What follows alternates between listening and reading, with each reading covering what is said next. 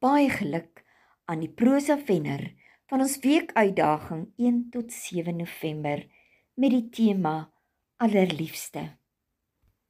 My oase, geskryf deur Vera Boysen. Sonder jou was ek 'n onvoltooide potloodskets, 'n halwe ek, grof, gebrekkig, onafgerond, slegs wit en swart. Toe kom jy net op die regte tyd met jou kleurpalet en verf my heel. Koestige verfkwasmeester. Nie lank nie, of jy's die lekkerte van 'n smaakvolle piknikmandjie, die gevoel van avontuur, 'n pers jacaranda kombers, my toegedraaide geskenk waarvan ek die papier tydsaam oopskeur.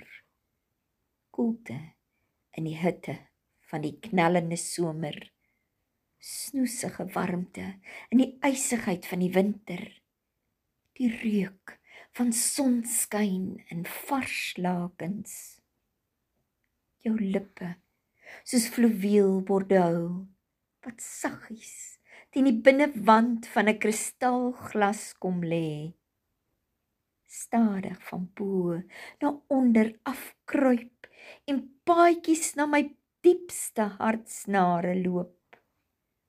Lirieke van die mooiste, vure simfonieë.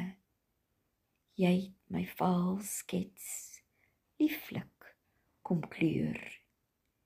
Dieper as die liefde self, of die oneindigheid van die uitspansel. Jasmijn en gipskruid in my hare gevleg.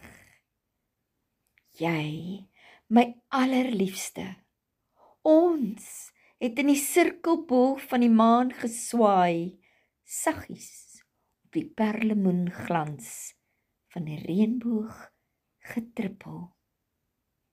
Toe word jy siek en ons skets is middeldeur geskeur.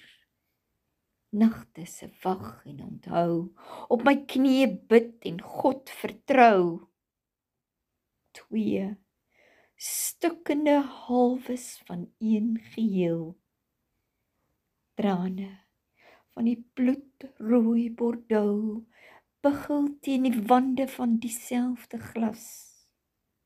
Smeekgebede om middernag. Vaarwel my oase, ek lees ons vergeelde briewe weer en weer. Die potloodskets teen die muur smoor my in nostalgie en ek swelg, troosteloos in dit wat vir dekades was en weer sal wees. Allerliefste lief, sal jy selfs in die nimmer eindigheid vir my wag? Voorgelees en saamgestel deur Christa Diedriks.